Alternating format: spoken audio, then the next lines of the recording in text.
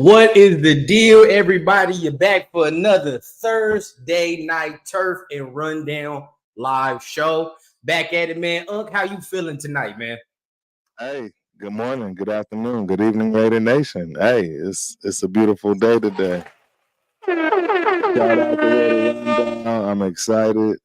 It's another show. It's number two to be exact. Let's get it. Yeah, Let's number get it. two official. You know what I mean? Number Yeah. two official. Listen, Um, Once on again, it. we appreciate everybody for being up in here. You know, as we allow everybody to trickle up in here, man. You know, my guy Last, how you doing? Like the intro. Hey, we already getting good feedback off the intro, man. That's how we need it. Boom, Armando, what's the deal, Boom. man? How are you doing today? So, look, man, we got a lot of topics to get into. Some guests that's gonna be popping up in the live a little later, man. But of course, we're gonna start today's segment. Let's just say we're gonna start every show with a mental health check, man. We're gonna do that. Everybody in the chat, we're gonna always start with a mental health check on Thursday, Yeah, man. So how you feeling, man? How are you doing? How's everything going with you? I like it. Hey, I can't complain, man. Life is good, man. I mean, hey, every time we breathing above ground, right? How can you complain? You're never gonna hear anything out of me from that respect. Right. I'm enjoying it, bro. I'm enjoying it. I love the fans. I love the friends. I love everything, man. It's beautiful times right now. Definitely is, man. You know, hey, even if people go through turmoil, even if I'm going through turmoil, I always try to keep it positive. You know, I always say that it could be worse. You know, there are definitely other people going through, definitely worse things than I'm going through. So, always keep it in that perspective. Try to keep it positive, man. So I help everybody in the chat, everybody that's watching this live right now, or if you're watching this later, man. Hopefully you having a good day, man. Hopefully you having a good night, and just know it can always get better, man. No matter what you're looking at, no matter what you're going through. So Yeah, we here on the bye week, right? We finally made it to the bye week. A lot of things have happened.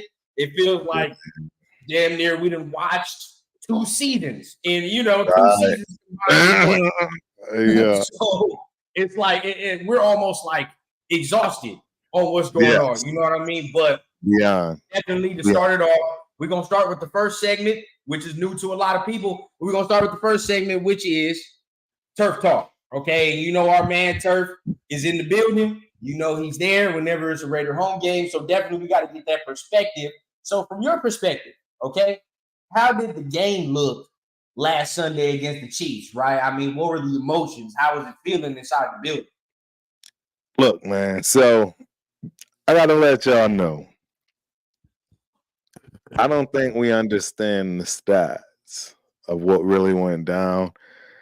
We lost to a better team in a lot of ways. We have rookies, and those rookies are going to make mistakes, and they're going to make mistakes that you can't overcome, particularly against some of the best that have ever done it in the game of football. You can't give somebody 20 minutes after playing you for 30 and be able to adjust, and you just started the gig. That's just really the way it goes down. And that's the reality of what the Raiders were put into. Andy Reid and everybody else had a whole entire way to put a whole complete different game plan against us in the second half, and they made us look like a Pop Warner team. We did fabulous in the first half. All of that was beautiful. If we could have been able to, execute that in the second half, yeah, but that's the difference between coaching, right? Better team, right? And it's just really what it boils down to. I don't know any other way to explain it to everybody. I mean, we did all we could as a team and as fans, everything across the board. They just literally just have better talent. It was just what it was. And you know what? They fans, that corner. You know how we got the black hole. Let's keep it 100. Yep. Yep. That that that other team, they got their hole. And trust me, they don't play. They stay there too. There's a lot of derogatory terms I got Oh, for I'm that sure. I'm area sure. that I'm I sure. watch across from us, and that's the thing. People that sit where I sit, you don't have a choice but to see it. It's nothing but red, And I mean, it is what it is, man. It's something we got to deal with for life. That's what Yeah, it I is. mean, as of right now, we definitely, and I say like, Yeah. to the argument that everybody does pose, like, oh, I hate Vegas and all like that. I'm like, we ain't really won in Vegas, you know what I mean? And we ain't really won, Right. period, in the last, Mm-mm. let's At say all. decade. We ain't really won, period. So it's like, At of course, all. you come to a Not new even a city. little bit. Yeah, like we're not gonna. Of course, with Oakland, we get the love, we get the respect. Why? Because we're from there. That's where it's built. Right. But in a new city, you're not gonna automatically get that love, that respect because you're not winning. Like, you know what I mean? You gotta win. So I think if you start winning, that alleviates some of that, let's say disadvantage at home. But I agree, Brett. I think like it was ugly. It was ugly. I know it was ugly for me to watch during the game, even here at my house. You know what I mean? I'm like, you get up 14 points, and then they start coming back. They start inching their way back. It definitely gives you PTSD. It gives you PTSD. It was tough. It was tough to watch. It was tough to be there for, because you could feel it, you could understand it, you could see it. And that's the thing. Like, see, when you actually have the ability to really rationally look at football and understand, you just not there yet, and you're just gonna have to take that L.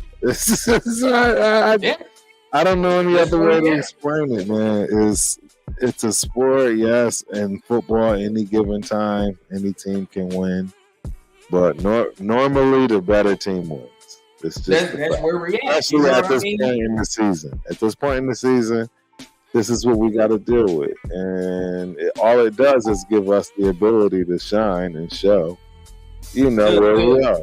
The cream definitely rises to the top in November, December. You know what I mean? That's what happens in this time frame, and I think that we were just a victim of that. And yes, we were riding high, but these last two games have shown me just like what we're lacking. You know what I mean? Like, and I think it's real evident. But that brings us to our next topic, because this is a highly debated topic. Okay, highly debated topic about what we're about to talk about. Because after the game, I saw so many mixed messages, so many mixed signals. It's like this fan base, man, is exhausting sometimes. But next topic we go into, and that would be, how does AP become the full-time head coach? Really, next question, has he already assumed that title in your eyes, right? And after the game, man, I mean, if you're not on Twitter, and I know you're not really on that like that, but just seeing the fan base and the way they turn on, some of them turned on AP immediately after the clock hit triple zeros, bro. When the clock hit triple zeros, I'm telling you, they were ready to crucify this man. Most people were ready to crucify this man. I want to get your take, okay? Like, what do you think about AP? Has he won the job in your eyes? And if not, what does he need to do to win the full-time head job? Right. And that's a great question. It's not enough time to just flat out say, yeah, sure, he absolutely won it, if you really want to make him earn it. That's the thing. I want people to understand, nobody that really wants something, especially the right way, the fair way, they don't want it given to them. They want to earn it. And I think we all can agree that he hasn't earned it yet. Don't get me wrong. He's earning it right now, because guess what? This is what you want to see when you're dealing with your guy, and it's not good. See, we saw how things roll. Cigars in the air, everybody partying, everything is fly. But now you had to let folks go, dudes getting DUIs, and you're down 0-2, you just lost to your rival. How do you get this team popping? You got 5 left, here at home, 2 away. How you gonna get this thing rolling, buddy? Don't nobody care about any excuse you got. Don't nobody want to hear that ain't your man. These ain't your people. Don't nobody want to hear none of that. Everybody want to hear how you are going to get a winning season. Not not a playoff season, a winning season. That means 9-7, 8-6. But anything under that, is that acceptable? Is that Raider way? Like, do you have the team to do it? I mean, there's a lot of questions to be answered. I'm confused too, because again, I don't want to give nobody the job. He don't want to be given the job. But is that the end all of be all of how you critique him getting the job? Is it because it's a winning season? Is it because it's a, I don't know. What is the deciding factor? Yeah. What do you say? Me personally, it's like, okay, because this is the thing. If you do go 5-0 in this next game, right? To me, that basically cements pretty much everybody that stays here, or everybody that's in place right now, basically stays. That's just me. Because if you're talking about like, I hope that they don't think that if they do win all 5 games that like, okay, we don't need to make different changes or whatever. I mean, like with the quarterback, with the OC, definitely with the defense and everything that can stay and remain put. But then it's like, we know, and we've talked about this at great length. We know we have to upgrade certain positions in order to compete with the team that we just played. All right, that's just the name of the game. You know what I mean? Hands down.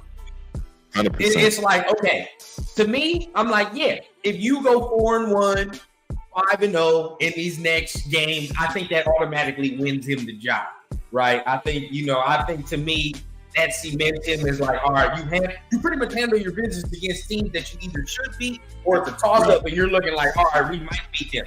You know what I mean? So it's like, I think you handle your business there. The only one that you look at games is like Kansas City. And you be like, and because that's Kansas City. So you're looking, it's like, you pull that off, that's good. But all the other 4, you should be able to win. Right. So that's how I'm looking at it. But then my question to you is this. If he does win all these 5 games, of course he stays, but like, does that really hurt the Raiders in the long run? Do you think so? Absolutely not. Not in the long run. Not in the long run at all. The only reason I say that is because your draft position is now worse, right? And then say if you finish 9, say if 9-7 gets you into the playoff, right? Or was it? It's got to be 9-8, whatever it is, right? Or not 9-8, 10-7, whatever. Say you go 9-8, that gets you into the playoff. But you're like, we can upgrade the quarterback position. We can upgrade certain things. Do you still do that? Like that? That's why I'm saying in the long run, does it hurt to actually get on this winning streak? Now, of course, we want to win, but it's like we got to look at the future and say, like, all right, like we still need pieces. So, what do you think about that? Hey, rundown. Hey, I gotta bring myself to the congregation, bro. Hey, Hey, they've been wearing on me, ladies and gentlemen. They've been getting me. Yeah. It's been digging. I've been thinking about it long and hard. I've been working with it. These young people, I tell you, I'm old. Hey, look. I bring myself to the congregation all the time, and you know what? It's for good reason, and I'm gonna tell them, you know what? You right, Rundown. You're 100% correct. We need a quarterback, yo. We need a quarterback. We need to draft him. Y'all don't know how significant this is, man. This is He's right. He's right. He's right. Disagreement about for a long time. Okay, he's right. I'm trying to get him to see the thing. It's like, he's right. Getting a dynamic signal caller is something you need. You need it. So it's like, right. Oh, this kid is right. He's right. He's right. Right. He's right. Beezy here in the comments, they say Beezy says if he goes 4-1, 5-0, the job is his 100%. I agree. I totally agree. 100%. No, LP is good. I mean, it's just a matter of making ourselves set up for success, and that includes making AP set up for success. That's really what that boils down to. You know, and I definitely like you said something important, man. And I wanna highlight that. Like you said, like he doesn't need to be given this job. He needs to earn the job. You know what I mean? And that's what we're seeing right in front of our eyes as we watch this. Like he's earning the job right before our eyes. And we're going to talk about this article a little later. I don't know if you read it, but the Hondo Carpenter article. Yeah. He was talking about Dave Ziegler, he was talking about, Josh McDaniels. But he also said something on his YouTube. Yeah, we're going to talk about that a little later. But he said something on his YouTube that was interesting.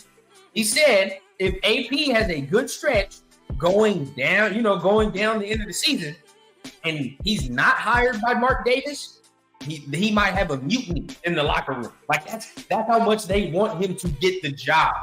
You know what I mean? But at the same time, we all know what it is. It's a result-based business. Yes. We need the results.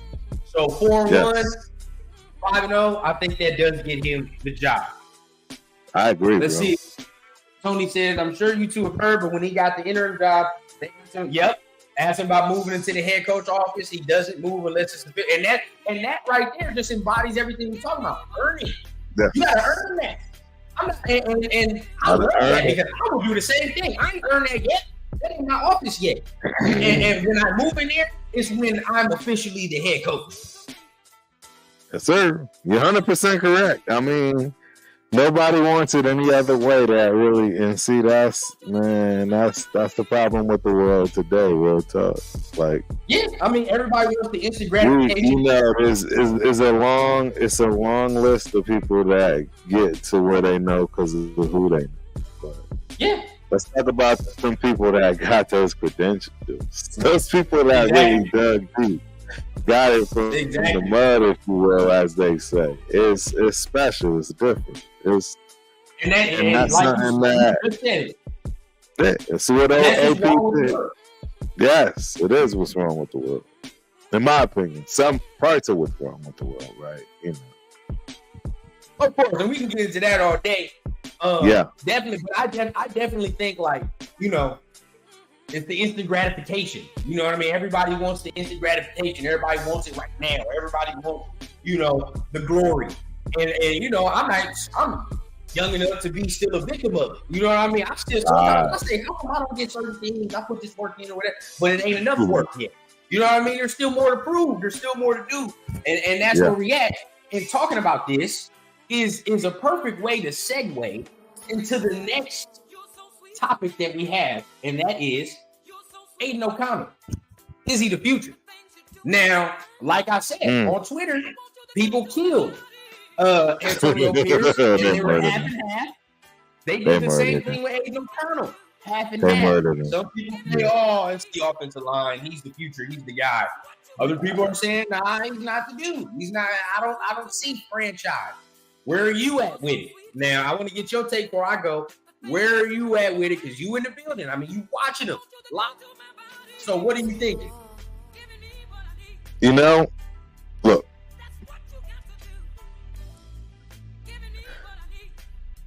The kid has talent. He just needs the right team around him and the right system, if you will. It's football. Every system fits somebody. Is our system currently something that fits Aiden O'Connell? Probably not. It's going to be 100. Is any modern system in the NFL going to fit Aiden O'Connell? Probably not. A select few. A very select few. That's probably not. So, that's the problem. Is he somebody that I would consider like a Stidham that would have been able to bridge the gap? Maybe. He's cheap. Hey, I'm gonna just be straight up. He's cheap, he's inexpensive, he's somebody that absolutely takes the game serious. Yep. You can't just, sure, he's lacking in some areas, but he's extraordinary in others. Let's keep it real. Yeah. You can throw the ball anywhere in the goddamn field. So let's not, don't get it twisted. Man, and for all these people that's acting like what we're talking about and critiquing is, the guy is in the NFL. None of us are in the NFL. So, we are just talking what it takes to be there because you know what? Everybody else around him, his peers, not us. So I just want to make sure people get that, Yeah, and I'll say this too. As far as it goes with Aiden O'Connell, this is what I'll say. Yeah. Now I like it, but you just highlighted something, and I think it's very important. I think a lot of factors have to go right for him to reach his maximum potential. Whereas maybe with a more dynamic quarterback, he's gonna make something happen even if certain things are wrong. You know what I mean? That's what we see with the Patrick Mahomes, the Josh Allen. Of course, I'm bringing up the elite quarterbacks, but just even the more mobile ones, even the ones that are up and coming. We talk about Trevor Lawrence, up and coming. C.J. Stroud, up and coming. He moves around. You know what I mean? Like, these are things like where the play may not be right, or maybe certain things in the play break down. They can make things right. As far as with Aiden O'Connell, I feel like he needs certain factors to be good. Like offensive line needs to be a top 5 offensive line with Aiden O'Connell. And the problem we run into right now is like we're somewhere around maybe like 20, not low 20s, maybe like 23, maybe somewhere around 17, 16, hovering around there as far as the offensive line. But that's not going to be good with a non-mobile quarterback. You know what I mean? Like, it's not going to work. You have to have a top 5 offensive line. And that's something we do not have. And if you're going to keep him, that's what you need to acquire. Right. That's just the basis of it. And of course, you need to have a run game. But like I said, we don't have the type of offensive line that's going to make him, elite. And even with the play caller, even if you get a new play caller, you're going to need to find a play caller that comes in here and that knows how to work with this type of non-mobile skill set. You know what I mean? Like, that's the next thing. I don't know if anybody saw it. I highlighted some offensive coordinators earlier today that I think could work. There's a couple in the NFL that be able to work with him, because they're already working with, let's say, non-mobile quarterbacks, Kirk Cousins. If you were to go another head coaching route, Jared Goff in the Lions, stuff like that. But right. I think the Raiders are missing more dynamic quarterback play. That's just where I'm at. What does it look like in your eyes? 100%. I feel bad for the rookie, man, because he's got thrown into the fire where he's had no chance to develop. Because, see, Aiden O'Connell is the type of quarterback that needs the time to develop. Give him the time to develop and, hey, call me crazy. Yep. Laugh now. Do all the what you want to do, but he could be the Joe Burr. He could be the most accurate quarterback that's ever played in the game, but he didn't get the time to do that. He got thrown in halfway through the season because we got Glass Jimmy, and he can't last. He got no fair chance. He got no fair shake. All of these kids that's rolling right now that are doing pretty well had a fair chance, a fair shake. They got at least a year in. They got at least one full season to watch a pro do it. Watch a freaking pro coach and your players and everything else around them. He didn't get that. He didn't get that. Am I wrong? No, he did not. No, he did not. And that's something that I think, a lot of people got to realize too. Even with the rookies that are starting now, they got a full training camp of knowing that there's a dude. You know what I mean? C.J. Stroud, Bryce Young, that's bad, but he still has a full training camp of knowing he's the guy. You know what I mean? Like, we're in a situation where the dude, he gets his head coach fired, no play caller now, and he's on the fly with a play caller that's trying to go week by week. You know what I mean? Like he don't, the play caller don't even have a full playbook to go on. So, like you said, the factors are stacked, but I've seen certain things that make me like, okay, that's good. That's real good. You know, the ball placement, when he gets his feet set, the throws. Absolutely. That one with Jacoby Myers, that was deep. I was like, ooh, shit, like that. That was a throw. Sharp. A seed. You know what I mean? But it's forever going to be what it is right now, and which is limited because he is limited. Right. Not saying that he's not good, but he's limited. And in today's NFL, his limitations will get you beat. Like, that's just where I'm at. You know what I mean? No, I agree. Ain't no Cardinals limitations in today's NFL will get you beat because he cannot do certain things to make us right. You know? Yeah, I agree. And you know what? Before we go any further, ladies and gentlemen, without further ado, Protect the Shield is in the building. My brother. In the building. Protect the Shield is in the building. I want y'all to know this man is making moves. Fact. Right there with him, shoulder to shoulder, side to side. I already told him we got to slow down, man. I'm getting jealous. I'm about to start putting bags on his ankle. Hey, man. He got some fire coming out soon, y'all. So everybody that's in the chat, make sure you subscribe to the homie down there. Hey, he got some fire coming very soon. Hey, I appreciate it, man. Yes, sir. You get right into it, bro. Dive right into it. I'm just saying that I wouldn't have been able to do none of any of this without support from my brothers, man. You know what I'm saying? Turf, you already know you my day one, and you know, Rundown, I already know how I feel about him, man. I already, Rundown a star. I've told him many times, man. So I just love getting a group of, just a group of brothers that's like-minded as me, man. You guys keep me, iron sharpen iron, man. So, salute to you guys and your show, man. I love it. Man, and I'm glad you came in here when you did, because we talking about Aiden O'Connell, is he the future, right? So there's a lot of things timing for him, going in. Like, how you feeling, Chris? Like, what's your feeling? Give it to us. Nah, hey, I'm gonna keep it real, man. Aiden is very likable, man. He's a likable guy. He seems like a guy that's good in the locker room. But there's no way he could be our future, man. And I hate to say it, but I mean, he just is. He don't have that it factor. I mean, his best quality, he has a live arm, but nowadays you gotta have more than that, man.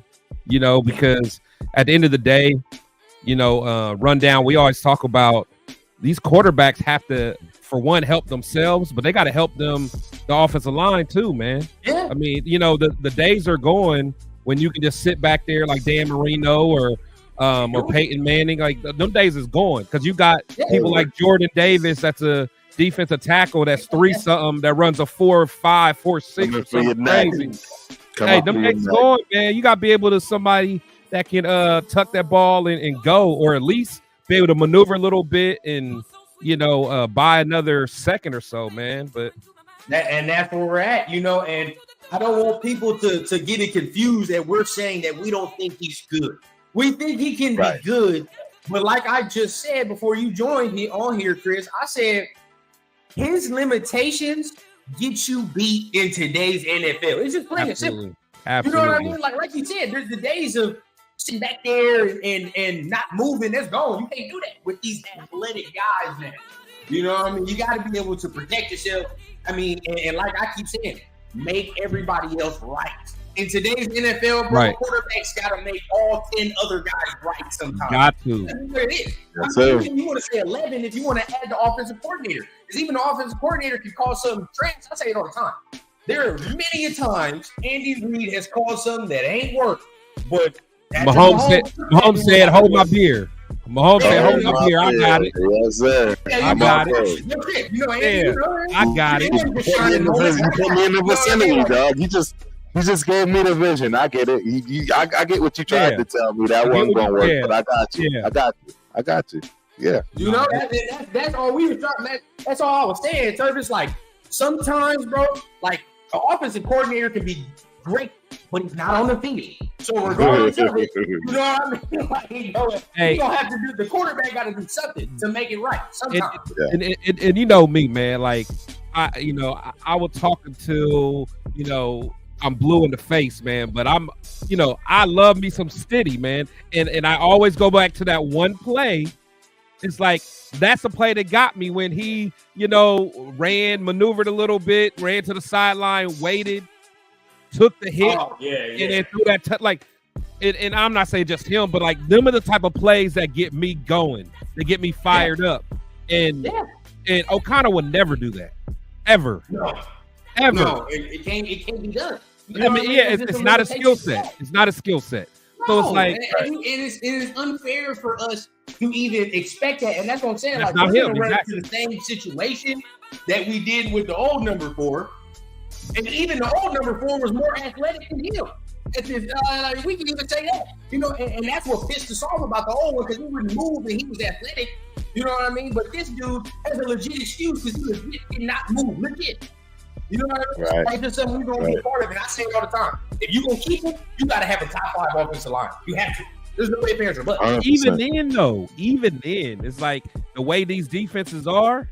Oh, yeah. You still There's can't going to be one game where they're going to beat your ass up. And what are you going to, like, it's always going to be there. It's always going to be a problem. Can I say one thing real quick, though? Oh, yeah. 100%. This whole setup y'all got is so fire with the music in the background. Like this is a vibe right here, y'all. I ain't gonna lie. I might have to implement a little something. This is a vibe right here, man. Hey, man, this is a vibe, bro. I ain't mad at it. Y'all doing y'all thing, man. This is a vibe. I love every bit of it, y'all. We trying to have it live on Thursdays, man. Once again, everybody, make sure you hit the like, hit the subscribe button on everybody you see right here, man. We bring you Fire Raider content damn near daily, and if you don't see one of us, you won't see the other one. So make sure we all got something every single day. Every single day, you can get something from TRS, man. Y'all gonna learn about that soon. TRS is in the building.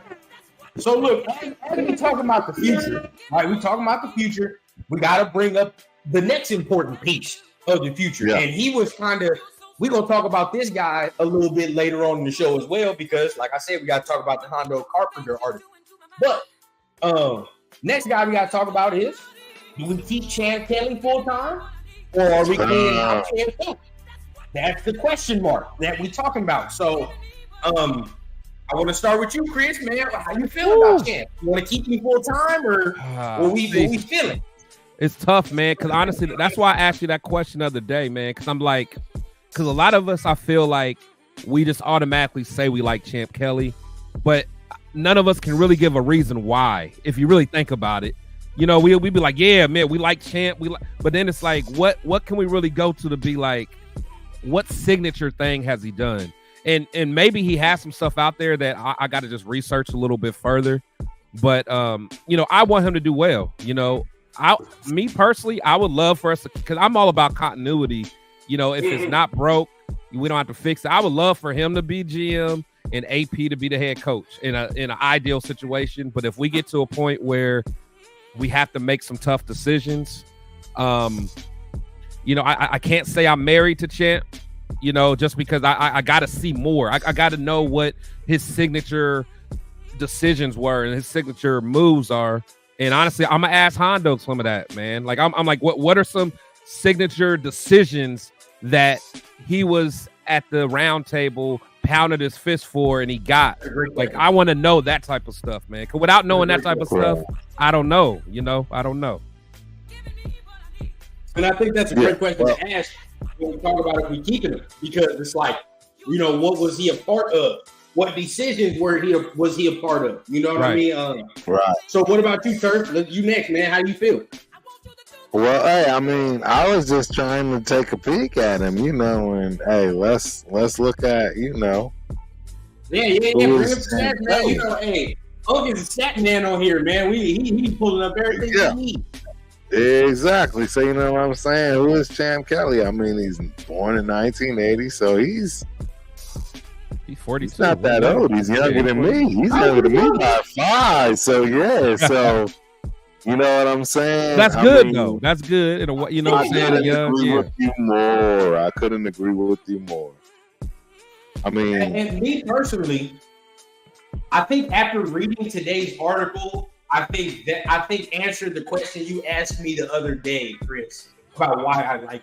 I think reading Hondo's article today kind of answered a little bit on why I think I did like him, because I mean it was really a gut feeling, and I'm like, him and Z were probably like talking on the side, and then Josh, they probably like, Josh doesn't really know what the fuck you're talking about. But, you know, like Josh is still gonna overrule. Yeah. But to me, I just think he knows how to evaluate talent. You know what I mean? I think even his stint in Chicago, he was evaluating talent pretty good. You know but that's what I'm saying. This is what I was going to give y'all. I was going, y'all didn't even let me run into it. Yeah, exactly. This man born in 1980, right? I mean, he was the assistant director of player personnel for Chicago from 17 to 21. You know what I mean? But he also worked with Kentucky Horsemen of United Indoor Football and as a general manager, coach, and player. And I just wanted to point that out because I want y'all to understand. It does help to have the ability to just pluck talent. You know what I'm saying? Yeah. And it sometimes translates just across the board. Real talk. I know what I'm talking about because I'm telling y'all right now. I know I got some barn burners that's coming out that I saw from day one. And I know when they come out, I got tape, I got everything. Y'all gonna all want to love to hear what I have to say because I'm telling you, I saw it from 5 years old. I saw it from 5, and I'm telling you right now they burning up everywhere. And I can't wait to divulge these young women and men that I have that's just killing it right now.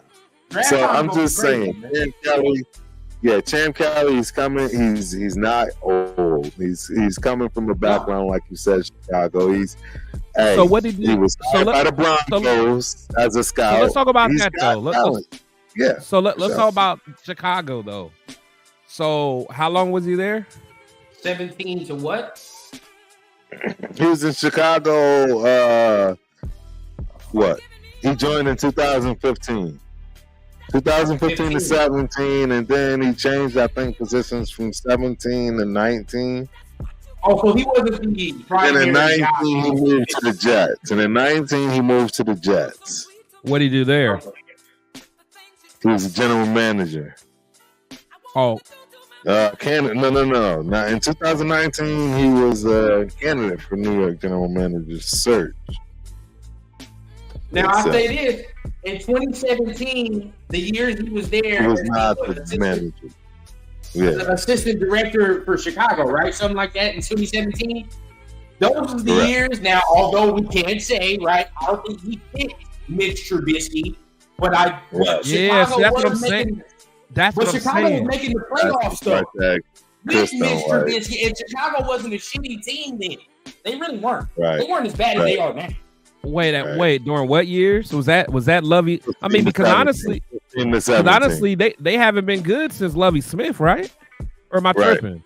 No, remember the years Mitch Trubisky was there with Khalil, they was all right. It was pretty good. But they weren't they weren't crazy. But I'm trying to think when did Matt go there? When did Gruden come in? Matt was there with Trubisky. Like 19? Yeah. No, before that. Matt was there when Trubisky was there.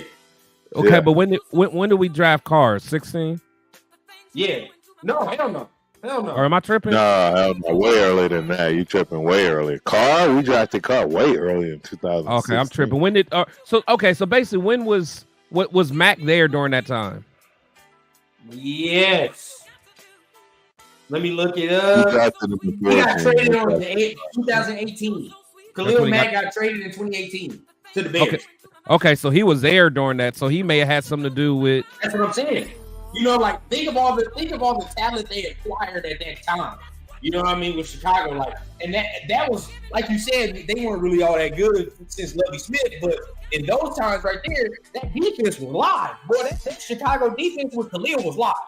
We have to say that. You know what I mean? Now, Mitch Trubisky didn't take him to the promised land, but then again, I don't think he was the primary decision maker at GM at that time. Yeah, I'm about to say let's deep dive, man, because only reason because I'm thinking, like, if I remember right, who was that receiver that they bombed on? Like something white. They bombed on. He was there at that time. I feel like that was around the same time. The Bears. I forgot what was his name. His name was White. He was real fast. Yeah, I remember what you're talking about. He was big too. Yeah, he was like a combine guy, but he was a bust. Like he never. I'm just curious if that. Like I'm just trying to put Champ in. And then he got in that area. Yeah, just kind of be like, okay, give him ability. Yeah, like when he was in that draft room, who they get? When you talk about those names, look at who was the head coach. Yeah. Matt Nagy. General manager was Ryan Pace. Yeah. So he wasn't the primary guy.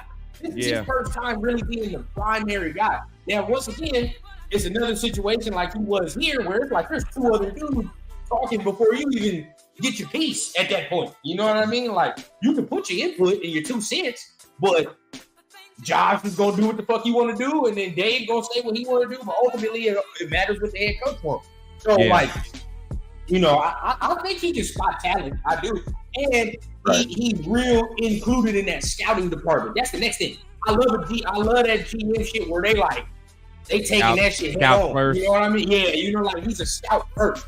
And then he's like, all right, bro, like I know how to I know what I'm looking for in a player. Like I know how to look for players and shit like that. Like I think he knows how to do that. See, I don't know, man. I just want to know who I can dot line them back to. Like, oh, okay, you're the one that picked this guy, or you the one that scouted him and got your GM to draft him. But it's hard for us because we're just fans on the outside, so we'll never know.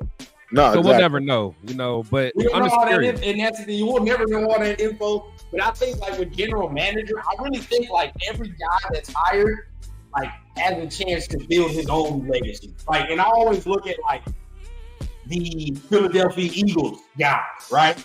Yeah. Before Jalen Hurts and all them, like, yeah, they was going to the Super Bowl, but like, you know, they had to build the team back up again. You know what I mean? Like they definitely had to build that team back up after their first Super Bowl run. So then it was like, all right, look at the job he's done there.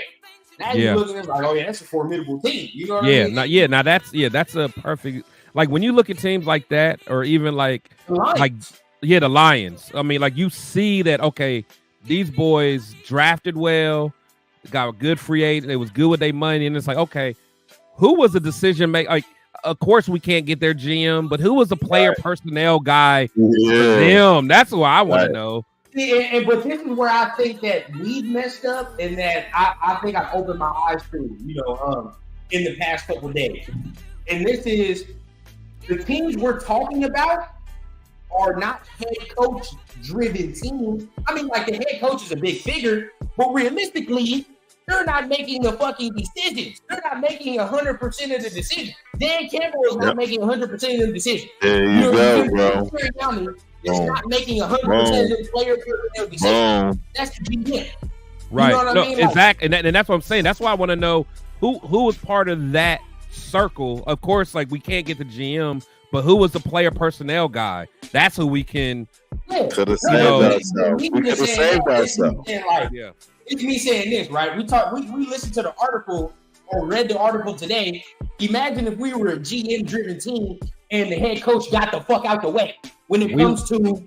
We would have made some moves. We would have made some moves. Even let's talk about this. Even with fucking John Gruden. Because me personally, I think Mike Mayock got all them late round picks. Right. I personally think Mike Mayock got all the late round picks. Yeah, if he'd have had Gruden shut the hell up. I would have tried to ask Hondo that, man. I wish Hondo would have made This type of article for the Gruden and Mayock. Oh, How crazy would that have been? Because it answers so many questions that we That's just. what I want to know.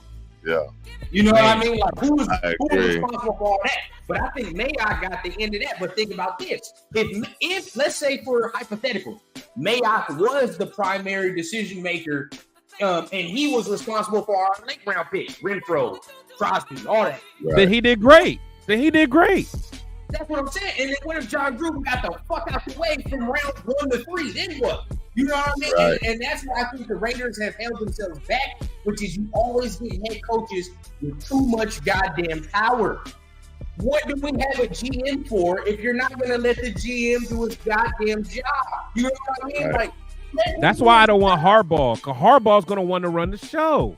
Right. And that's where I'm getting turned off from that too, because I don't want that shit either. You know what I mean? Yeah. Like, we're not at that point where we can have another coach come in here, not know what the hell he's doing at drafting, and then we're stuck on another 5 years or something like that. You know what I mean? Like, that's where we're going to be. Fact. So I'm hoping that, going into it, it's like, all right, bro, if Tim Kelly stays, that's why you want AP to stay, because it's like the continuity's there, like you said, Chris, and it's like, your boy already got continuity in the scouting department. Think of how much scouting he's done already, just in this span. You know what I mean? And it's a bye week. Think of how much scouting they're doing in this bye week. So all that scouting shit is gonna go to the window, out the window, if you fire the man. Right. Ladies and gentlemen, my boy. in the building.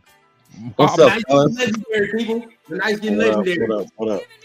Yeah. What's going on? Ooh, hold on. What jersey you got on? That's the one I was telling y'all about. You got on. Look at that. Ooh. That's the new city ones, bro. Ooh, Yeah. that's filthy. We debuting out here on the Turf and Rundown. We debuting out here. We got a full house in the building. We giving the people what they want. What up? We got them in the building. What up, We fam? got them in the building. Bro, it's a legendary night, man. We got all the boys in here, man. Man. Yeah. TRS, what's happening? Look, definitely, man. I'm a moderate, so everybody get their little piece to speak on. So, I want to hear Leo and I want to hear CT's talk on this, their take on this, right? We're talking about Champ Kelly. Keeping him long term. I'm going to start with you, Leo. Where are your thoughts on keeping Champ Kelly long term, right? Is that something that you're interested in doing? Man, you know what? The more I've learned about him, the more I heard about him. He was Mark's initial choice before they even got Zeke. Yep. You know how respected the man is in the league. I think he should hire Champ before he even looks to hiring the coach. Like, let this dude do it. Like, after seeing whatever the coaches, I want this guy, I want that guy. Like, it's time for us to have a GM that's gonna like balance shit out. Like, no, like that's dumb. We need to do this. And to me, I think Champ is the dude, bro. I really do. I really think Champ. I believe in him. And I really think that that's what Mark is going to hire as the GM, brother. Me too. Yeah. Mm-hmm. Where you at, CT, man? Where you at? I'm vibing right now. This is music, but hey, that's what I was saying. That's what I was saying.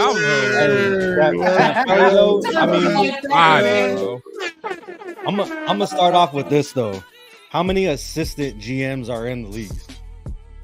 I'm gonna start off with that. You know, they kept him for a reason. They brought him in even with Ziegler here, even if he was the guy before. That has to have some validity to it. You know, I mean, they're the way they are together. The way he's kind of like AP. You know, the way he holds himself.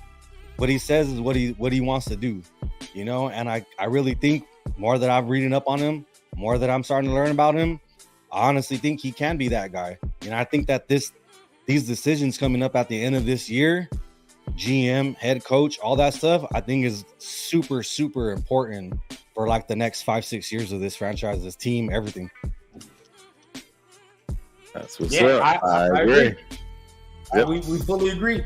And we talking, just the basis off the continuity. You know what I mean? Now, I didn't put this as a banner because I didn't want to even give no power to it.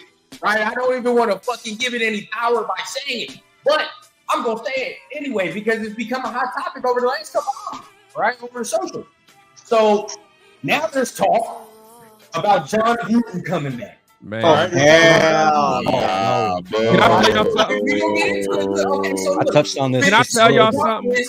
The here is that he was to drop the lawsuit against the NFL, which the lawsuit has some very damning things that the NFL would turn a blind eye and allow him to be hired back. Now, we're going to start with Turf. Where are your thoughts on the John Gruden rehiring? I don't want no parts of John Gruden. Hey, look, straight front, clear, and center. How can I don't want no parts of John Gruden moving forward. I love John Gruden. I didn't think he got treated properly. But guess what? I'm good with John Gruden. It's time to pass John Gruden on, ladies and gentlemen. It's time to just move forward. Let's go. No more John Gruden. Man, Thank you, appreciate you. I'm done. Nah, man, I agree. I agree. Quick. CT, where are your thoughts on that, man? How you feeling about John Gruden's rehiring? I'm good on that shit. I'll pass. It's a hard pass. That's a reverse fucking pass I'm throwing down. I like John Gruden, just like Turf was saying, like the fans, Chucky, like everything he brings, his charisma and the character he is. Yeah. Like I wouldn't be against him like somehow being part of the franchise, part of the team in some kind of way, because like the fans love him and everything. But as far as being a head coach, making any kind of like on the field decisions, like I'm good with that shit. Right. No, we had our field. Leo, where you at with it, man? Where you at? Man, I am a Chucky fan, but hell to the no.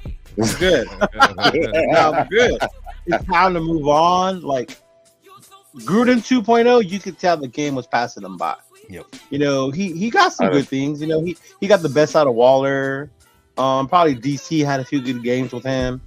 The way he got out, games. The way he got outed out of the league was shitty to me. That was fucked up, considering that nothing happened to the fucking everybody else in those emails. That was my whole thing. But for him to come back, nah, dude, I'm cool. Like, nah. You want to come back as an advisor to Mark? Yeah, whatever. Mark loves you. Like, do that, but there's no need for you to come back as head coach, bro. Not even. I wouldn't even say an advisor. Just a public face. That's it. Someone to show up and sign shit and a mascot, damn near, bro. Yeah, damn near mascot. There you go. Pretty much a mascot, dude. Pretty much a mascot. Yeah. You have Tom Brady already, so you don't even need that man in your ear like that. At all. Chris, where are you at, man? Last but not least, Chris, where are you at on the John Gruden rehiring? Man, so for one, I would lose respect for John Madden, or not John, I'm tripping. For Gruden, I would lose respect for Gruden if he stopped his lawsuit against the NFL. My thing is stand on it and see it through, because for one, they attacked you. You know what I'm saying? It was a hit job. And my thing is, pull out them skeletons everybody got, because it's a good old boys club anyway. I want to see what all them skeletons is out there, man. Like I want to see what all they was doing to Kaepernick and all that.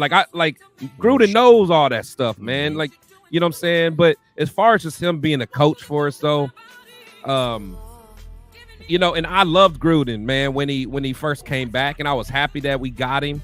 But it's the draft, without us knowing who made the draft picks, but we all know a lot had to do with Gruden just for how much he got paid. I mean, he really set his team back. I mean, we're feeling the effects of his drafts right now, today. Free agency decisions. You know what I'm saying? Free agencies, drafts. I mean, you think of the Arnett's of the world. You think about the Alex Leatherwoods of the world. It's like, it's hard to forget about that, man. It's hard to forget about it. You can't sweep that under the rug, man, because that's the kind of stuff that sets you back for 5-8 years, man. You know what I'm saying? So, it sounds good. It's a good story, a good fairy tale, but hard pass for me, bro. Look, and I'm along the lines of saying, pass. Sometimes things happen for a reason. Shit happens for a reason. And as bad as it was that he got fired, and as shitty as it is, like Chris was saying, you can't drop that lawsuit. Number one, you got to stand on that. And number two, it's like, to think about it, we look at, and now you look back now, it's like, we probably better off. It's like, you know what I mean? It's like, we better off that a lot of shit happened. Because we looking at it now, it's like Leo said, we were good for a couple games, but it's like, was Gruden's way sustainable? That's the next thing that we're talking about. You know what I mean? Like, his way wasn't even sustainable. We couldn't even keep that for years upon years to build on. You know what I mean? It was too much. Bro, if you remember, we always started off hot and ended shitty. Yeah. December was the worst.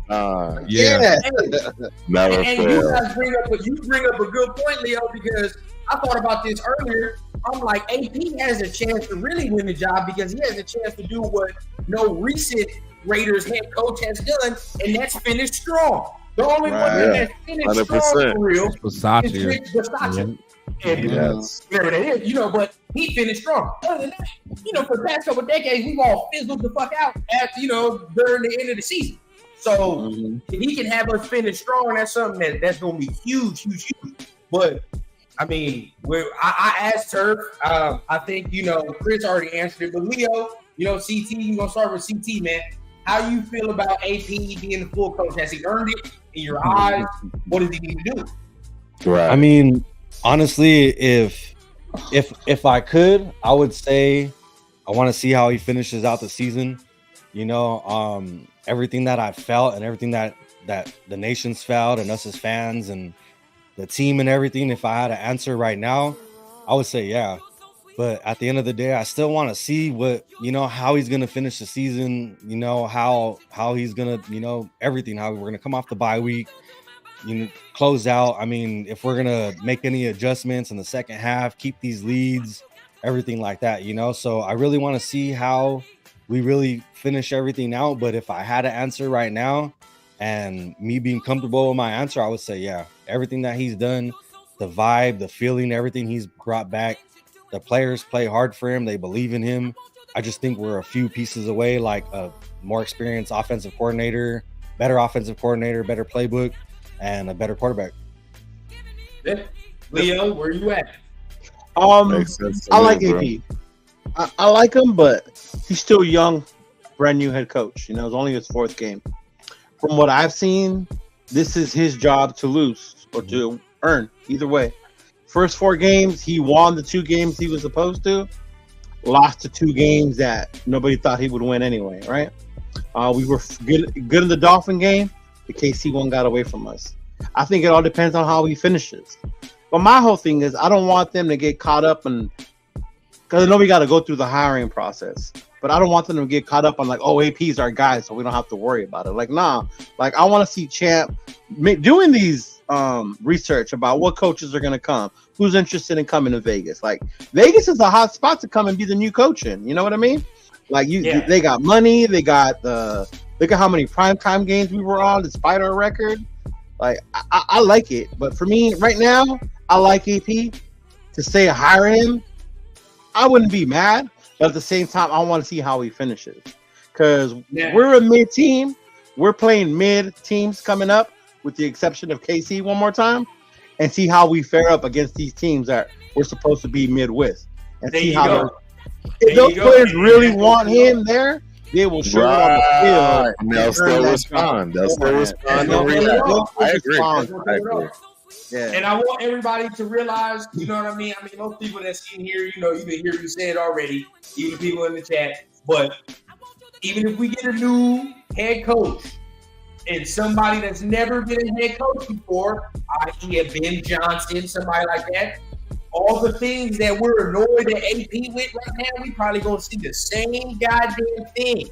learning clock situational awareness, learning how to use timeouts. You know what I mean? Just the difference is that he will be coming in, I said Ben Johnson will be coming in as an experienced coordinator already. So your boy already has an offense and has already done certain things that AP didn't even do at the NFL level for it. You know what I mean? Didn't even really do because he was a linebacker coach. As a linebacker coach, you don't really have that much power during on Sundays except over your group, over who you coach. So I mean that's where I'm at. But I mean, is there any? Let's start with you, Chris. Is there any head coaching candidates you would be interested in if it wasn't AP? That's tough, man. It's tough. I think if it wasn't AP,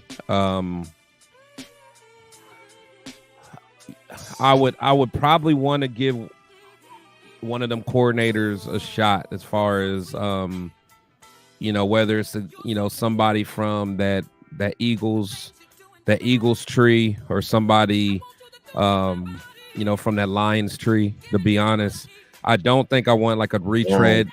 I don't want to retread coach, so I don't want like a, I don't even know who's out there. So I mean, because at the end of the day, it's like sometimes you just got to take a calculated risk. I mean that's how the Dolphins, got Mike McDaniel. They took a risk on a young coordinator. Sometimes it works, sometimes it doesn't. But I'd probably take, and I forgot who said this other day. It may have been Rundown. But I mean, you got to look at that tree that they came from, man. Shanahan. Yeah, you know what I'm saying. So if you, get you somebody that has been around some dogs and got a good system going. And honestly, before I wasn't down for it, but I wouldn't say I would shut the door on Bieniemy. I ain't gonna lie. If you would have asked me 2 years ago, I wasn't interested. I wouldn't shut the door on that, man. Me neither. But I think with that domestic violence, that's probably a hard no. You know what I'm saying? Yeah. Because I'm iffy on Flores, man. I'm gonna let you know something. I don't really like Flores. I'm gonna tell you what though. I'm gonna give y'all something that's out the name, out the wazoo. If you're looking for a defensive head coach and you want one of them, the dude from the Panthers, bro. I don't know. It starts with an E. Evero. I think that's his last name. He's real, bro. If he's the defensive coordinator guy, he's my guy. If I want a head coach for real, I'm not gonna lie to y'all, bro, because he's mad. The dude from Baltimore too. Their defensive coordinator is really good too. I like that. They're young. You know what I mean? Like they're young and they know already the modern type of shit. But I think that Mark Davis is looking for offense. I really do. I really think so. I hope not. No, you hope so. I think that's coordinator. I think just we need a better offensive coordinator. We're trending in the right direction. That's exactly in the right direction. That's my fear of getting a new head coach is that I don't want to lose what this team is right now. The momentum, yes. They're going to the defensive side of the game and really being able to actually hold people and stop people and not needing to depend on the offense. Turnovers and stuff like that. You know who scared us from all that? I think we're so afraid because of what McDaniels did as a new coach. Like we all look what he inherited, and then he dismantled that shit. And you hear we don't want to see that shit again. You know, like you don't want. Good point. That's a good point. Yeah. Like you don't want to go in there and be like, this is a guy, and this is why I will continue to preach this. This is a guy that's gonna come in here and ain't gonna have that much power. You know what I mean? Like where I just said the Raiders continuously fuck up is like you have coach-driven team, meaning like the coach controls everything, bro. Like he don't need to do that. You have a GM for a reason. Can't do that for survival. You can't do it. I agree there. Do his goddamn job. Get the talent that he sees and that he can do. Because what do we always say? And what do we say that pissed us off about the game? He don't fit the scheme to the player. The player got to fit to the scheme. You feel what I'm saying? So dude. You get a coach in here that's going. You get a coach in here and say, "Hey man, give me a grocery bagger, bro. I'll make that motherfucker work." You know what I mean? I have him running when he can run. I have him running some good stuff. You know what I mean? Only that stuff that's only pertaining to what he can do. So if that's the case, you feel me? It don't matter what Champ bring in here. But also, but then also, I think the head coach and the GM still need to be. They have a bond. United. They still have to be united in from a philosophy schematic standpoint. They got to still have the same, because the thing is, like, if you're bringing a whole bunch of guys in that don't run the and I get what you're saying, but like every coach has a system. I mean, but you can be flexible with it, but it's like, you know, like I don't think that, you know, a GM. Well, I know it's Andy Reid, but like if Andy Reid had a GM, like it's not like he would bring in a Lamar type of quarterback. Andy Reid does have a GM. Let's not get that. He ain't got no GM, bro. Exactly. That dude just shut up and say what Andy Reid. He's part owner. Right. I'm gonna be honest. The only thing Andy was bullish on in his Chiefs tenure was Mahomes. To be real. Wait, say it again. Mahomes was the only thing that Reid was bullish on. That's the only thing that he said. I gotta have him. I'm gonna get. Yeah. Well, I need Mahomes. I'll have everything else. I'm gonna get Mahomes. Yeah, he was like, I don't care about anything else. Give me that little curly hair dude. And I remember they was like, you think about it, he had Alex Smith. Like, fuck, he had Alex Smith. Bro. So at that point, he had built a team and was like, I just need my fucking quarterback. Yeah, he was like, all I need is a dog back there. I just need a dog. Alex Smith got hurt, didn't he? He's really hands off, but it's like when he wanted Mahomes, he was like, bro, I'll run there myself. Like, I'll run there myself and get in. Now, Alex Smith, he didn't get hurt with the Chiefs. Didn't they trade him? Didn't he get hurt somewhere else? He got hurt with the Redskins. He got hurt with the Redskins. Yeah, but he didn't get hurt with the Chiefs, though. I mean, they were just like, we got this dude that's practicing with the second team that's killing our first team defense. We got to get this dude on the field. All day. Oh, I remember that. And that leads us into our next topic, and that is, right, the NFL draft. All right, because it's around the corner. It's around the corner, bro. It's too early, bro. It's too early. Hell no. Man, let me see the playoff first. Let me see who step up, baby. I'm the type of dude, I'm prepared for whatever. If we go 4-1-5-0, cool. You don't know where we gonna pick. You know what I mean? But if it goes south, shit, I'm already like, I already scouted what we need to scout. You know what I mean? At this point. So, like, my thing is like, okay, if we keep AP in the draft, where are you going, right? What are you doing? And I'm along the lines of saying this. Even if we do go 4-1, right, 5-0, sneak in there. In no way, shape, or form. If you telling me we at fucking 15 and Jaden Daniels is there, I'm not, bro. There's no way you're telling me I'm not picking him. Talk your talk, love with Daniel. Love that boy. Hey, if we was doing this last year, y'all would have said I was saying the same thing about Stroud. Because I was saying. Oh, I did. I did say that about Stroud last year. I wanted Stroud back. So it's like, I think, like, bro, I still think we need a more dynamic quarterback. I ain't gonna lie. I ain't want Stroud last year. I was jumping You're up and down. You're a Michigan fan, though. Exactly. Yeah. But I was jumping up and down for Jalen Carter or old buddy Witherspoon. I love Witherspoon. Seattle. Yeah, I love it. He's a dog. Or even Gonzalez, Christian Gonzalez. Those are my three that I wanted. Cornerback, right? Christian Gonzalez. Yeah. Number three I wanted. I would have went there too. Definitely if it wasn't a quarterback. You know what I mean? But this year, I mean, I just heard we got to get a quarterback this year. There's no ifs. They have to. You know what I'm saying? Like, so I'm gonna start with CT. A lot of people are starting to think, yeah, we just a quarterback away, bro. Like, we just one dynamic ass player at that position away. Or do you feel that sentiment? Leo said we more than that. Where are you at, CT, with it? I wouldn't say we're just a quarterback away. If we had a better, more dynamic, more experience. I don't even want to say more experience, but just a better quarterback. I think it would help us in a lot of situations. But I do want to bring this up. I talked about it a little bit on my show I just came off of, and only because I've heard it. But what would you guys be opposed to trading Devontae Adams for getting something in the draft? But just I'm out. But just I'm out. hold on. I'm not saying do it. I'm not saying do it. I'm not saying do it. I'm not saying. I know do what it. you're saying. I know what you're saying to get draft capital. I can't.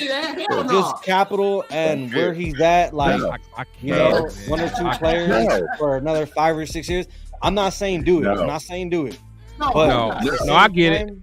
Like depending on what team it's coming from, or capital in, capital out. You know what I'm saying? Like where that pick might be. No, I would just say I'm not saying do it. I'm just saying you might have that. I'm gonna present y'all with this because I was on my last live and I talked about this. Right? I think me in the comments was talking about it. So it was the Jets, okay? But the Jets offered you their first round, and they said we're gonna give you Quentin Williams too in the second round. Quentin Williams? Quentin. See now we talking a little bit now. That's what I'm saying. But still, but to me, that's giving up a lot. They ain't gonna do that. All I'm saying, this is my only point. Is that in another year or two, probably 2, Adams ain't gonna have that kind of value no more. You know what I'm saying? He's not. So that's the only reason why I'm not saying do it. I'm not even saying consider it. I'm just saying if the team that it's coming from offers you a first and a second in the same draft, or maybe a player and a good player and a second. All I'm saying is this. My whole point is that Adams, he ain't gonna have that value in 2-3 years. And I get it. I get it. You know, that's where you at with it? Here's my whole thing. We'll go with the Adams thing, right? My whole thing is like, you talked about, are we a quarterback away from being an elite team, right? Say the rookie we do get is good.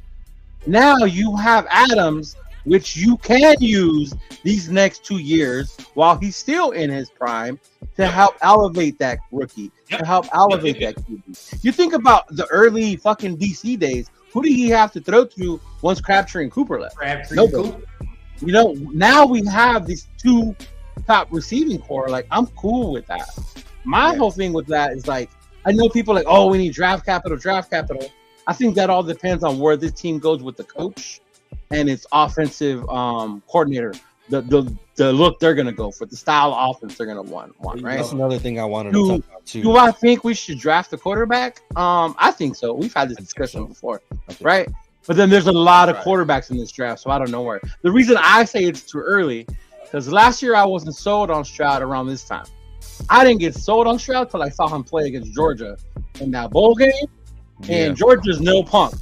And the way he was up and down on that team, this boy got it. 100%.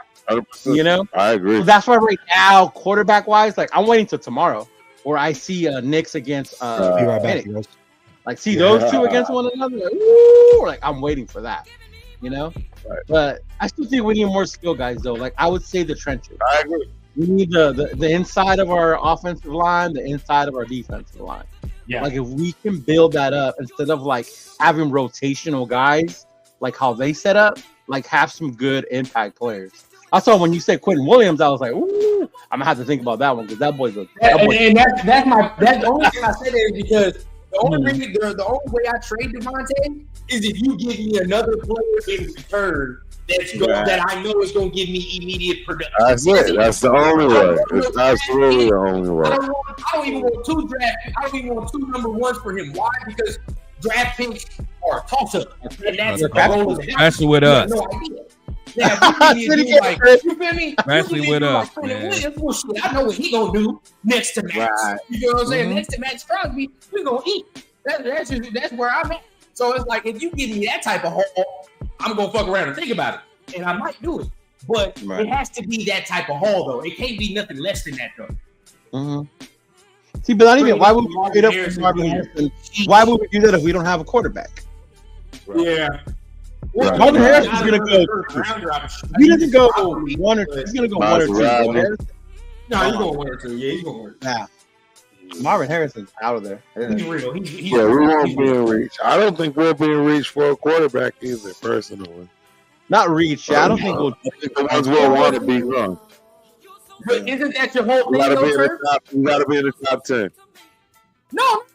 No, I'm they back don't. on that because That was ain't that your whole thing, Turf? I mean, Kansas City got Mahomes at 15. 15. So who we gonna get? Who we gonna get at 15 that y'all think we think gonna be worth He it? like Daniels. You already know who he like. You already know. See, I don't know. I mean, well, I don't know because he's probably not.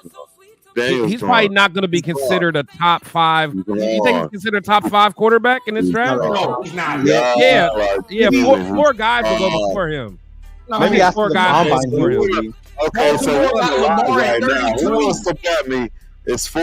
It's 5. Who wants to bet me that he's gone in the top 10? I guarantee you that. I don't. Yeah, I don't think he's going to the top 10 unless he shows out in the combine. Yeah, that's the only way. That's the only He's way. not physically imposing like Anthony Richardson. I was gonna say who wants to bet me right now, even because I bet you. I bet you. I mean, he's not going there. Yeah, I bet you. That's 2 of us. Okay, so we got 2. We got 2 bets. Yeah, we'll take them bets offline. You get 2 I got 2 though. I got 2 because I'm telling y'all that dude is going in the top 10. Man, you're the same one who was already giving Jalen Carter his gold jacket. I was not giving nobody a gold jacket. Hey, look, Yeah, you were. Nobody a gold jacket. But what I was giving was props that was better than what we picked. So that part, yeah. But not see, this is what I'm saying. I don't think Daniels goes in the top 10 because the winner of tomorrow's game between Penix and Nick will have more clout than him. This thing is hard. You feel me? Like they both got more clout than him already, and then Caleb, that's 3 right there. And then he got Drake. He's got a then you got Drake. Mm-hmm. You feel me? Penix is gonna go before him. Maybe and then, even Nick might go before him at this point. Yeah. You feel what I'm saying? Like, he will. He will. And then and then you know Marvin Harrison Jr. is gonna be a top 3 pick. That's 8, right? That's damn near 7 people right there. O lineman is gonna go. Yeah, the left tackle. I don't see y'all's dream.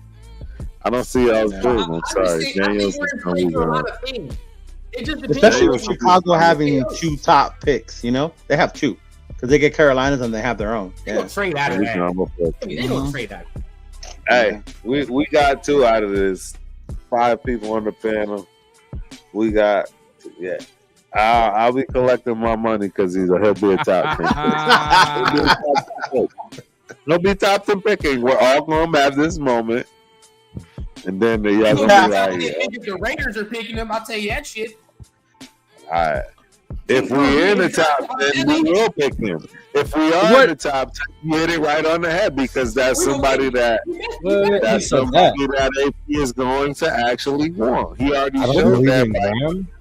What if we're at like 12, 13? Would you trade up to get Daniels in 10? Why? For what? No? You got to give up too much. No, because you're saying he's got to be a 10, right? I don't want to do that for nobody. I don't want to do that for nobody. Yeah. I don't think we got enough draft to I don't want to do that for nobody. No, I don't want to trade nothing. Trading up for a quarterback never works. Exactly. Oh, me and Tess it worked for the Giants. Run down the green or something. Wait. It worked for the Giants. Eli Manning. They got to give us sauce and like a first or a second. That's a lot. There ain't no one doing that. Not even on Madden. See, hey, even Madden will tell you no on that one. Hey, but you know what though? When I think about Adams though, and I guess I do have to kind of take a step back. Mm-hmm. The way his contract is set up. Yes, Mr. Raider Nation, right. We damn near. I'm only gonna have him for another year or so anyway. Just how his contract, because I forgot what it goes up. It goes up to is ridiculous. Yeah, it goes up to like quarterback number. Yeah, damn near. You know what I'm saying? $40 million a year and shit. Yeah, something crazy. So like, we're either gonna have to at that point we're restructure. Restructure or end up trading them and stuff. Anyway. But honestly, I don't. I want to keep him just because I know he wants to be here. Yeah. And I just like you need dogs like that, man. It's like Right. we never have a dog like that, and we never keep them. Like I just want to keep a dog. You know what I'm saying? Like This is a generational receiver we talking right, about. man. I Let's don't just think keep about it like them, that, man. Okay. I agree. Yeah, I just He's the closest thing to Tim Brown that I can remember. Yeah. Man, like oh, like y'all gonna think I'm I didn't throw Hey. some Tim Brown highlights on my intro. Thank y'all you. gonna think I'm crazy, but what? Tay better than Tim Brown. Well, You know, I'm Wait, saying Dude, the what? game's different now, though. The game's You heard different me. now, though. yeah, you know what? You heard me. I feel you. You heard me. Athletes are different now, so yeah, I get you. I'm just saying. I know it sounds crazy, but I'm sorry. You heard me, Turf. You Hey, heard I me, don't old know, school. man. I don't know, bro. You heard me, old school. Do you guys remember after we got Marshawn Did you Lynch? just try to say that Devontae Adams is better than Timmy Brown? I think he is, bro. I'm sorry. I think he is. I think he is, man. No, he's not. You don't think so? Not yet. Leo? No, not yet. Not What do you yet. mean no. not yet? If he ain't proved it by now, he's Devontae is going to the Hall of Fame. We all know. oh, first ballot. First he's ballot. Hold on. See, this is where I might be old. But I'm just saying, I think right now ain't nobody in their right mind even, and I love Devontae Adams. I don't think anybody that's in their right mind going to say he comes to Tim Brown's status right now. Yeah. Didn't Tim Brown win the Heisman Trophy? Then what did it like Tim Brown? Like, bro, are y'all serious? Are y'all serious? I'm dead serious, bro. I'm gonna just say I'm gonna stick to what I said. I think they're both really good. I think the game is just different. See, but when I hear the game's different, then I picture Tim Brown with these rules, bro. Yeah. He would go off even more. No, that's not what I was saying. That's not what I was saying. What I was saying is like back then it was more you saw a lot more passing and stuff like that, you know? It wasn't You see more passing now. Yeah, more passing now. Tim Brown is such a typical name too. And guess who's the first person to pop up? It's like, are y'all crazy? Hey, What's wrong with y'all? I'm not gonna say he's good. I've met Tim Brown, so I'm not gonna say I know. So Devontae Adams and they ain't no punk. But Devontae Adams ain't go to Notre Dame, dog. Devontae Adams. hey, no, I mean, we ain't talking about college, bro. Yeah, This man is a top 5 route runner in the history of the All of it. No, Devontae Adams is the top 5 route runner in the history of that position, bro. He ain't Tim Brown, so then that means Tim Brown is the top 4. This man So then that means Catches and touchdowns and yards, so then Tim Brown turn is the top yards, 4. and Do you know how far Devontae is from the? He's not that far from breaking another guy's all-time touchdown rate. Bro, He's not that Tim far. Brown's stats stupid. I'm sorry. 15,000 yards, bro. Let's look at the career stats. He got 1,100 receptions. Yo, you y'all tripping. Compare him. hold on. Yeah, compare him if it's so I don't different. know what y'all talking about, bro. Yeah, like y'all laughing and stuff, but Devontae Adams. Okay, everybody says stop it, no comparison. No, Let's you're look right. it up. You're right. You ready? Y'all You ready? right. That's what I'm doing. I'm doing the exact same thing. Devontae got 10,000 yards, 800 receptions. Okay. Right? Tim Brown played until he was your age. Tim Brown had 14,000 yards. He said he played. Bro, I'm sorry. I don't care what y'all say. I know I'm old, but I think y'all done lost your cotton picking minds, as they used to say. Y'all done lost every bit of everything trying to. Well, and I love. See, and that's the thing. That's where I think we really out of touch. Do y'all, Tim Brown? Tim Brown? Hey, Hey, man, did we win Brown? Did we win a No, Tim Nah. Brown is off the chain of legend, yo. no, Tim Brown was is fire. on Woodson status, if not past Woodson status. Wait, what? Whoa, Whoa. What are you saying? Hold on. Bro, Settle down. Woodson has the I'm Heisman gonna actually disagree on that. I'm a Marcus Allen fan, and I know the difference between Tim Brown and Rod Woodson and Marcus Allen. Oh, you said Rod. I thought you were talking about Chuck. Charles. Yeah, he said Rod Woodson. Okay, yeah, Rod Woodson. No. Rod Woodson, yeah. I don't know about no damn Al. I think Charles Woodson, I think he's like the GOAT. Appreciate it. He's the GOAT. Yeah, but anyway, bro. Who's your greatest Raider ever? I want to start with Turf because Turf is bullet. Who's the greatest Raider ever to you? For me, it's Marcus Allen. You already know. Hey, look, bro. I mean, I need to get on my soapbox. You know what I'm saying? So listen, I want y'all to understand this, like through and through. Real talk. I was 7 years old. I'm 48 years old, born in 75. And, you know, I'll never forget Marcus Allen playing the Redskins in the Super Bowl, 72-yarder, one side to the other. I literally did the same exact thing in Pop Warner the next week, if not that day, game, whatever it was, because I saw it. I knew I would never beat him in that style of run. I knew that. I was a complete different running back, but guess what? It's why that thing right there is, you know, look, football comes first. I'm not drunk. Football comes first, bro. Football comes first, bro. The bottom line is, hey, that's my joint right there. You know what I'm saying? It's Raider Nation first and foremost before anything. Hey, Mr. Raider Nation forgets that Tim Brown left to go be a Buccaneer. So Chris seen Turf drunk, so I might have to believe him. I ain't drunk. Come on, Chris, I ain't drunk. Yeah, you know that. That's what I'm saying. Who's next? Who's next to tell you their best Raider? Who's the greatest Raider, man?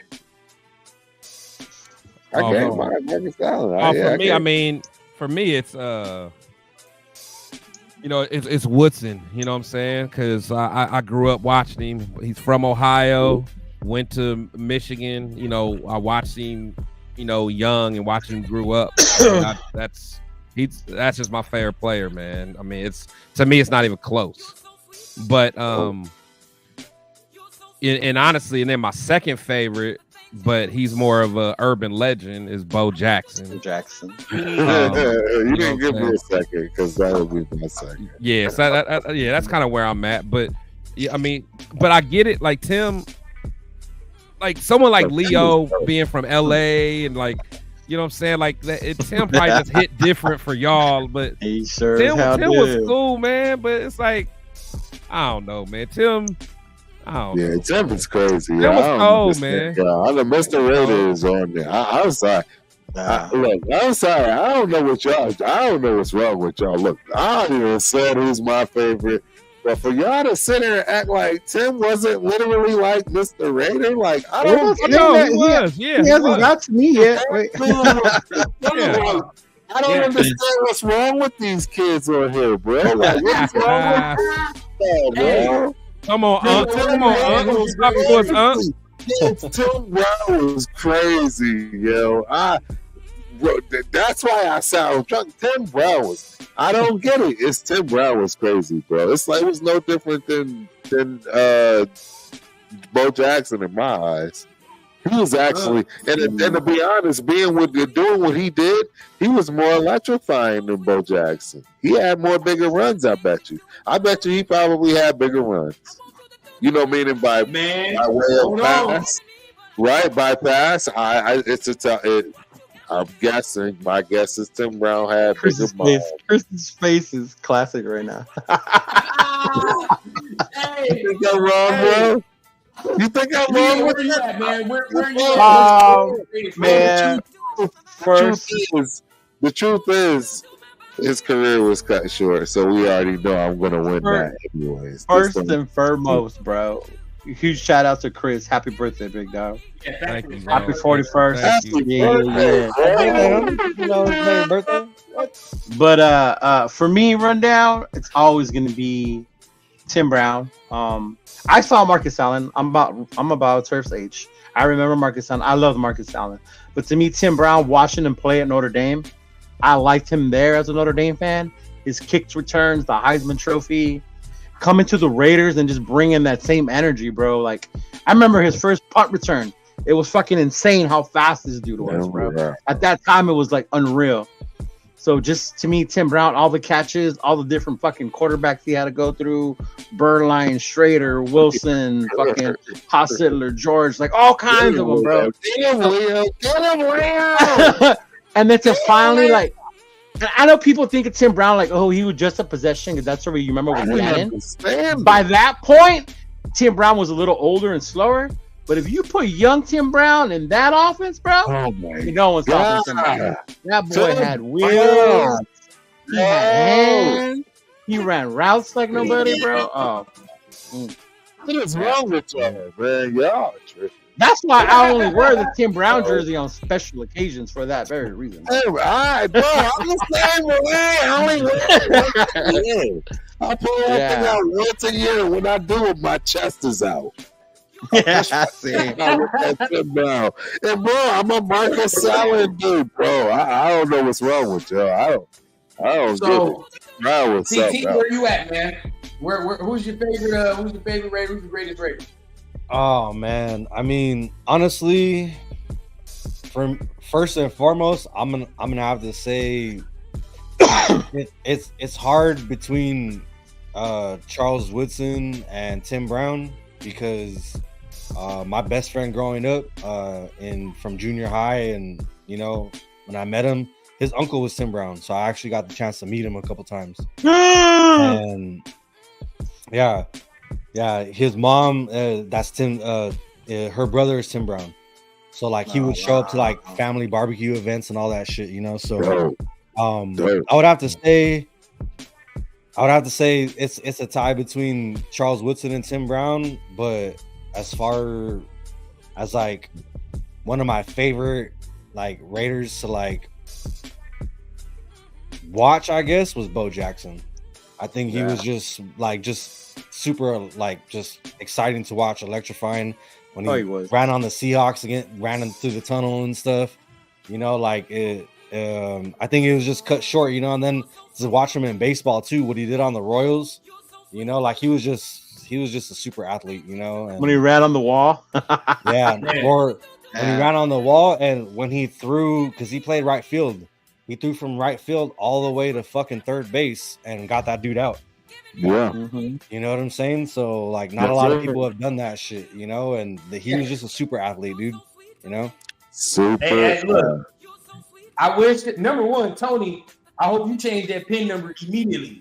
I know. I was just here thinking about it, like Tony. Wow, bro. That PIN number definitely wow. I really do. The internet is not where you want to do that at. The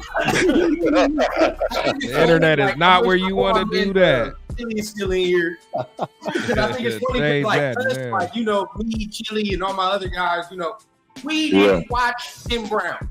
We didn't watch Bo Jackson. We didn't like, so you know, these are legends. These are legends that we hear. Legends. I don't know why that is like, problem though. To watch with our own eyes, bro. You got like, we're of the era of the revolving door. You know what I mean? Like, yeah. And that's the thing. It's so sad. Yeah, it's so sad. You know, so like, of course, my greatest Raider got to be Charles Woodson because I'm, you know, that's who I was seeing. Charles Woodson.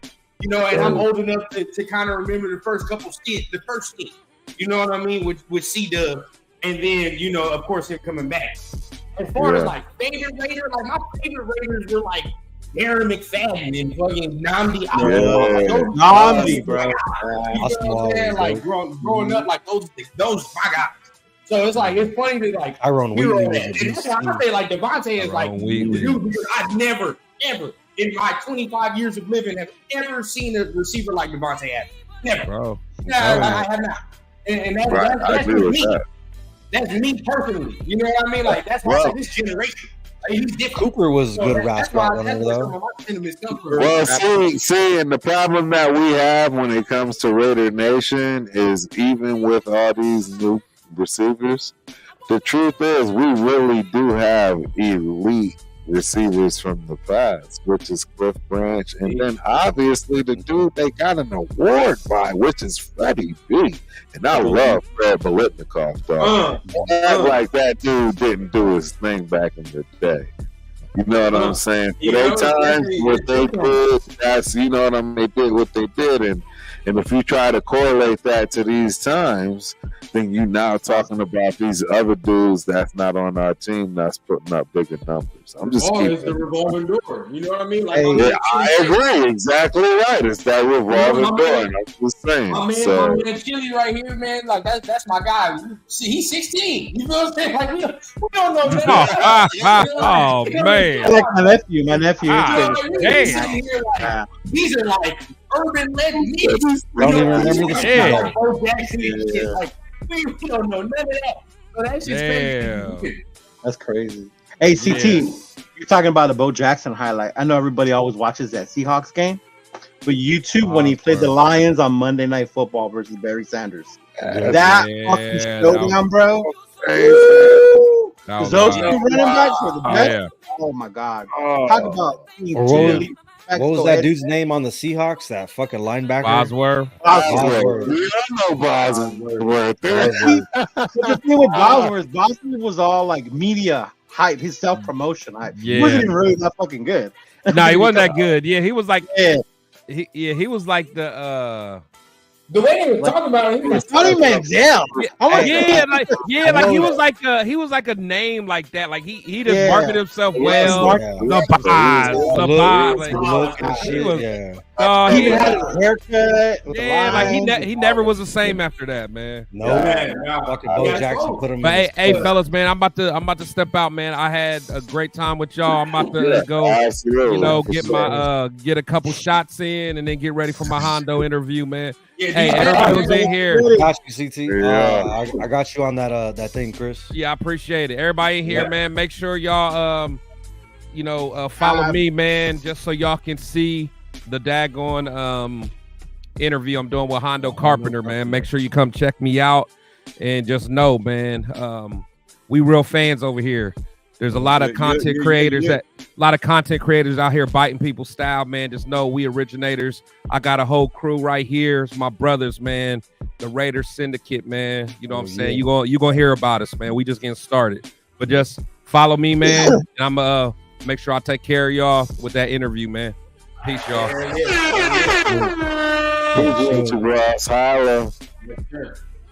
Hey, so he's segmenting us right into our last topic of the day, and that is the Hondo Carpenter article. Of course, if you haven't read it already, read that shit. Right, I suggest that you go read it. Of course, our brother got Hondo on the show tomorrow, so he. Hey, that's big.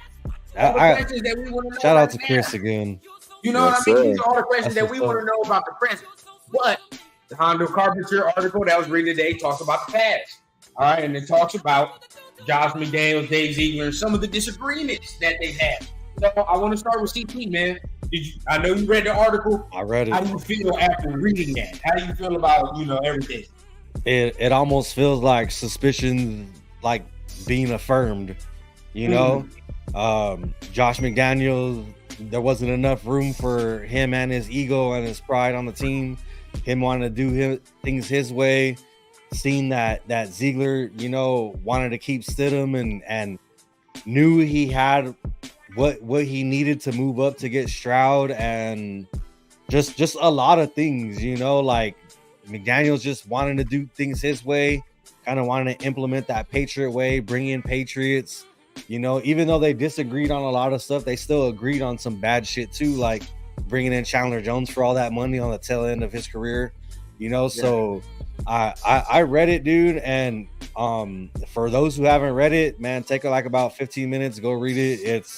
It's a really great read. He gives you 10 things that they disagreed on, and like I said, it was almost like suspicions come true. You know, McDaniels, wasn't enough room for him and his ego, and he went into this job scared, like afraid of losing his job. Like that, how are you going to be successful when the whole time you're thinking about scared of losing?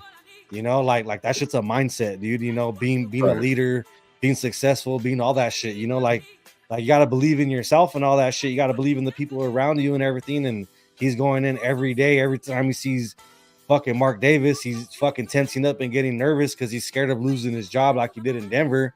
Like, dude, for him to be scared as soon as he signed on that dotted line, I never liked the signing in the get-go, but like I said, this just affirmed a lot of my suspicions and a lot of shit that I've said for like the last 2 years. So great read. I loved it. Boom, Leo, where you at on it, man? Man, you know what? For me, I know there was a lot of shit. A lot of people didn't like Josh, the whole Patriot way. I saw it as like lesson learned to Mark. The importance of hiring the right people and what you expect out of them. Seeing all that, like, kind of let me believe like they were just doing what they were going to do. Mark had no idea. And the importance of hiring your GM and the coach and then being on the same page, you know, like how much that matters to a fucking franchise. Like you look at the successful franchises that have been recently, like the Eagles, they have a good GM, they bring in the right players. The coach knows what to do with them. They agree with them, stuff like that. The 49ers, whatever they're doing, or with Shanahan, you know, fucking rotating quarterbacks, but yet they still compete every year. You know, shit like that. Like the importance of that, and for the Raiders to finally start getting that shit and seeing what it takes to build that winning team. You know, reading all that shit was hard because it was like, man, we could have had this, we should have done that. Like all the shit you always wondered about. I think for me, my biggest disappointment was Ziegler. Because when the hire happened, in my mind, I always hoped Ziegler would check McDaniels so he wouldn't become Denver McDaniels. And then after reading that shit, it was like that never happened. The friendship was too much of a friendship. Like at a certain point, it's a business, bro. Like I'm the general manager, you're the coach. We need to figure this shit out because this ain't happening. You know, like friends or not.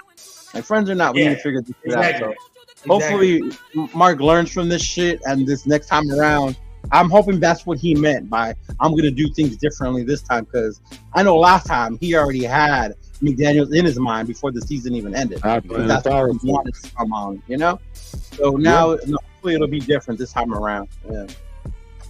I fully agree with a lot of you said, and I have to pitch something to piggyback, but Turk, where you at on that? Look, you know, even from experience, you know what I mean? The politics and so forth. You know, sometimes those politics work for you, right? Meaning you the person that put in the work, etc.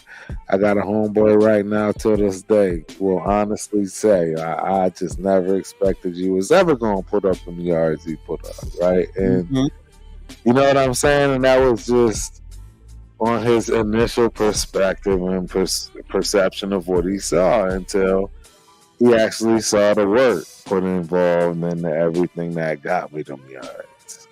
Right? You know what I'm saying? Like, when it's like, now I would never ever question it after seeing the work you put involved to it. It's no different, man. Yeah. I mean, that's just really kind of the way that I see it. And it's bad, man, but continue. What you saying? No, yeah, I was just I mean, that's the easiest way for me to sum it up, bro. I agree. I want to piggyback on a little what Leo was saying, and that's like, okay, in this right here, in this instance, Ziegler was, I thought, to be hired to kind of check McDaniels and certain things, you know, check him at the door. You know what I mean? And it's like, I think one of the biggest things, and that I really agree with what Leo said, is that this is a lesson learned for Mark, that you need to get your ass in them rooms. I think I said this on my channel a minute ago. I don't want to hear the goddamn excuse that you don't know football like your dad anymore. That's bullshit. That's bullshit. You feel me? Like, at this point, you need to learn, because then you would know when you hire motherfuckers like this and they want to make certain decisions that they want to make, you would know that shit don't make sense. Why are we doing it? You know what I mean? Like, you don't have to be completely hands-on, but at least know enough to be like, that's not the direction I'm trying to go. Because if he, like, and this is why I say McDaniels and Ziegler fucked up too, they're not including Mark in these conversations, right? If they were including Mark in the conversations, like I'm thinking Champ Kelly is, like this is where I'm thinking, this is where I want to go. You know what I mean? Like, oh, you want to trade this and this for who?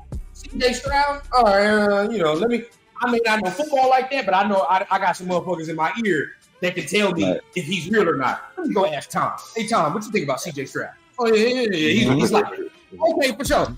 All right, see, I'm cool with that. Let's go. At least do that. You know what I'm saying? That's at least do that. 100%. He don't even get in the building to do all that shit right now.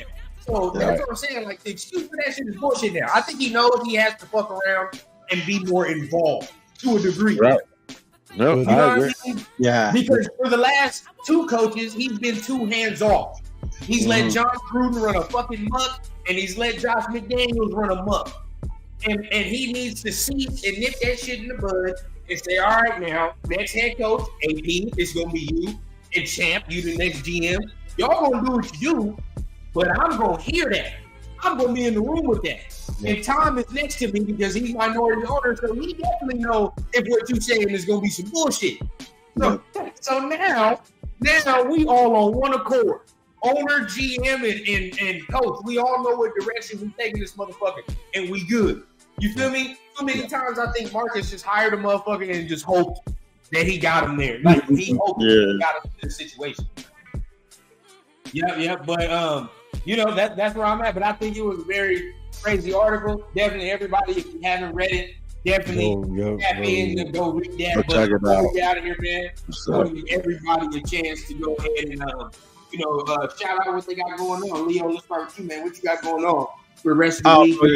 We do our weekly Monday reaction, and of course our weekly Raider show. Just check us out on Cheeto Linus on YouTube. Subscribe, follow, and like, and then I'm also on here with my boys. And then don't forget to check out Chris's interview with Honda tomorrow. That shit gonna be fire. Check the show out. Share the shit out of that. Yep. Trying to get more likes and views than them biters and them haters over there, them fake ass. Hey, you know what it is. Man, but the real always gonna prevail. The real content always gonna show itself. Yep. You know what I mean? But CT, what you got going on, man, for the rest of the week or whatever you got going on in the future? Well, if you guys don't know, me and Rundown do a pre-game, halftime, and after-game instant reaction whenever there is a game. That. Did you guys go on during the pre-game? Yeah, we did a pre-game, halftime, and we did an end game. Yeah. So we're gonna try to keep that up for the rest of the season and hopefully for the future. You know what I'm saying? I have a good time doing that.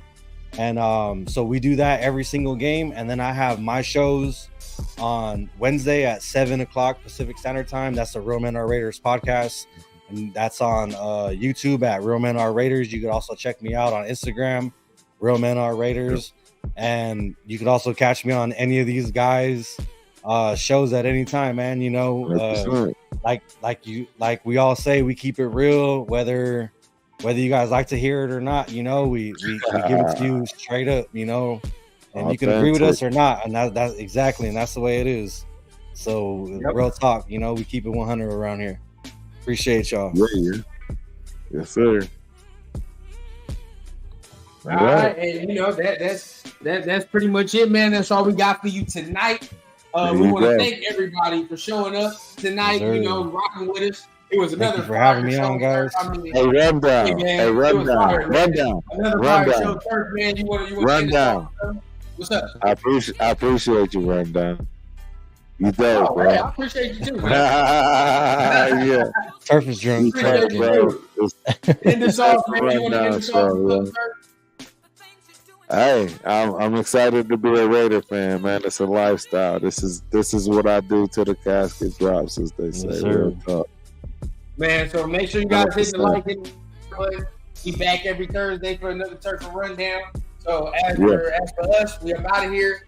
Y'all have a good one, man, and make sure y'all tap in on all them buttons, man. We gonna peace out. Peace out, fellas.